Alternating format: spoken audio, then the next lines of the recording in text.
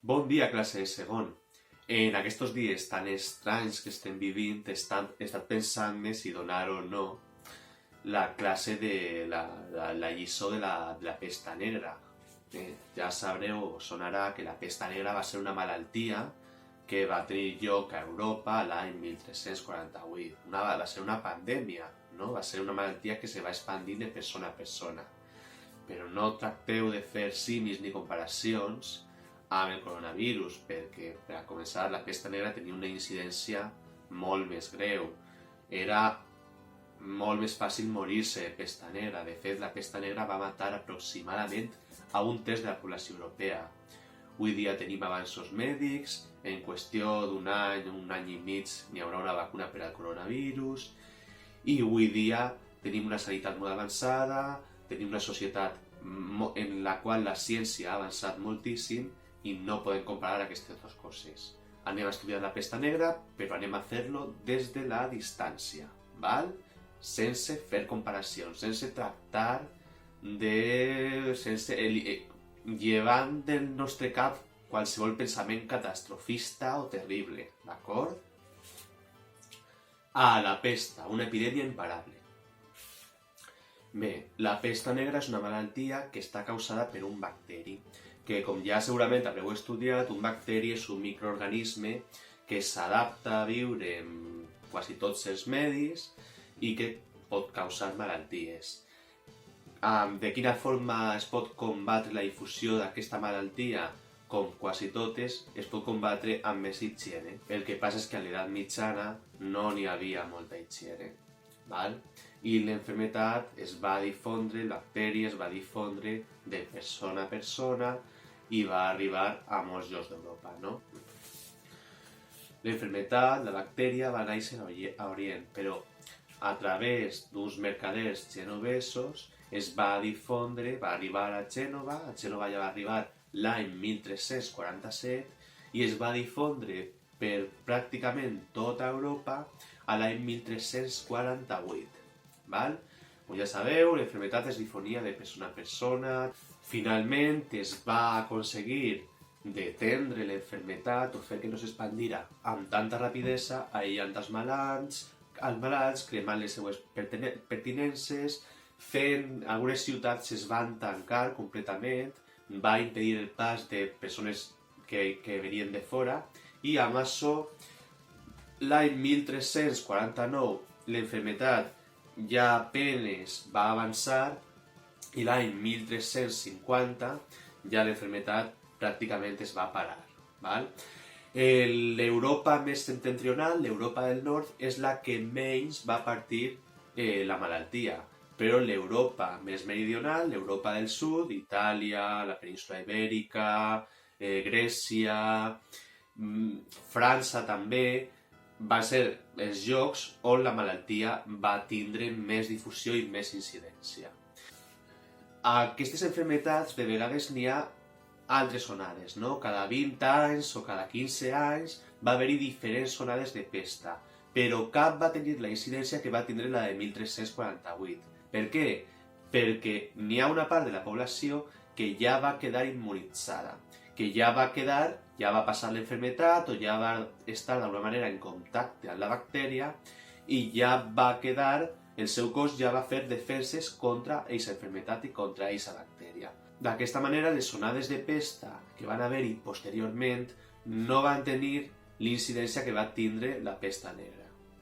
La pesta negra o pesta bubònica tenia símptomes pareguts als de la grip, mal de caps, vòmits, febre, etc. Però n'hi ha una particularitat. La particularitat és la inflamació dels ganglis limfàtics. La inflamació porta que es formen bues, es formen bulls al cos, no? Es formen bues normalment al coll, a les axiles i a la part superior de les cames. Per aquesta raó n'hi ha un sant que és molt popular, que segurament trobareu imatges d'aquest sant a moltes esglésies, de vegades als carrers dels pobles, que és Sant Roc. Sant Roc va habitualment amb un gos. Sant Roc s'alça la part inferior de la túnica per a mostrar la senyal que li queda a les cames de que ha passat la pesta negra i l'ha superada. És un sant al qual se li atribuís la capacitat de fer el miracle o d'ajudar els malalts de la pesta negra. La pesta negra és una malaltia que avui dia ja està erradicada, pràcticament erradicada. Les últimes notícies que es tenen de pesta bubònica van ser a Hong Kong a l'any 1920. Bé, conseqüències de la pesta negra. El primer impacte i el més evident de la pesta negra va ser l'impacte demogràfic, les conseqüències sobre la població europea. Si n'hi havia 73 milions d'habitants a Europa, després de la pesta negra n'hi havia 45 milions d'habitants. Això vol dir que Europa va perdre aproximadament un terç, una de cada 3 persones va morir a causa de la pesta negra. Determinats pobles i ciutats van quedar pràcticament abandonats i, l'activitat dels artesans va haver de parar-se durant cert temps i Europa va quedar, parada per aquesta malaltia, per la propagació d'aquesta malaltia. La crisi social. Això ja ho veurem en la sessió anterior quan parlaven de les jacqueries o les rebel·lions dels camperols contra els senyors feudals.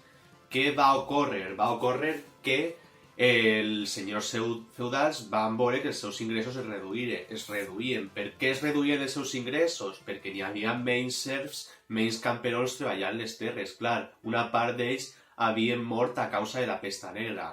Els senyors com van reaccionar? Van augmentar els impostos que cobraven als serfs que no havien mort a causa de la pesta negra. Clar, aquests, a banda de veure com havien mort molts dels seus veïns i com la seva situació s'havia agreujat, també segurament havia mort part de la seva família, van veure que els senyors feudals augmentaven els seus impostos, el que havien de pagar, el cens o la part de la collita que havien de pagar-los, no?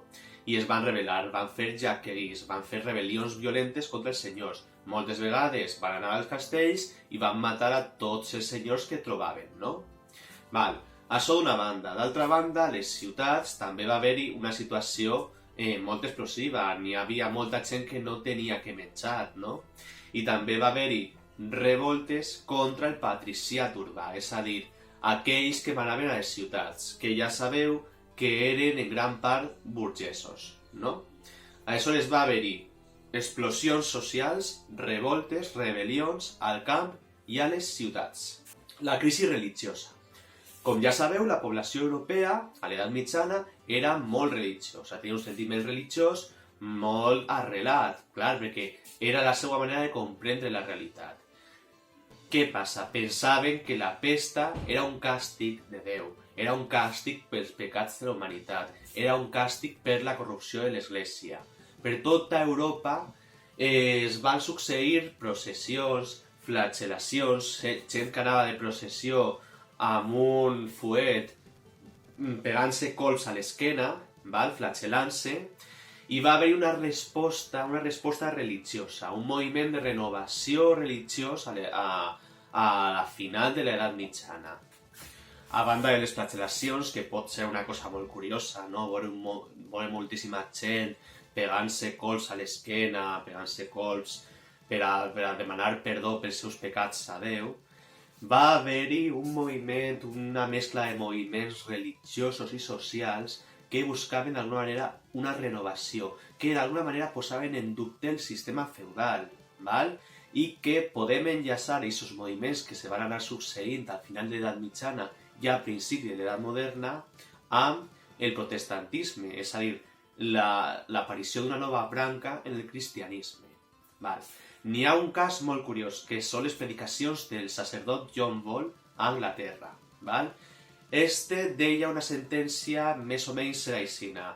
Quan Adán llaurava i Eva filava, qui era llavors el Senyor? Què vol dir això? Que, clar, ell parla de la Bíblia, no? En el moment en què Déu va crear els primers homes, Adán i Eva, un es dedicava a llaurar i l'altre es dedicava a filar, després d'haver sigut expulsats del paradís, no? No n'hi havia cap privilegiat, no n'hi havia cap no privilegiats. Els dos feien treballs de no privilegiats. Aleshores, aquesta diferència entre privilegiats i no privilegiats no la va crear Déu. Qui la va crear? La van crear els homes. Què està fent John Ball? Està posant en dubte el que l'Església defensa, i l'Església defensa que en la societat uns s'han de dedicar a protegir a la resta, els cavallers, els senyors, altres s'han de dedicar a vetllar per les ànimes de la resta, els eclesiàstics, i altres s'han de dedicar a treballar, els llauradors, els artesans, els burgesos, etc. Val? John Ball posa en dubte aquest missatge i aniran nasquent diferents moviments religiosos i socials que també ho posaran en dubte al final de l'edat mitjana. Cuando despiertes un día y sientas que no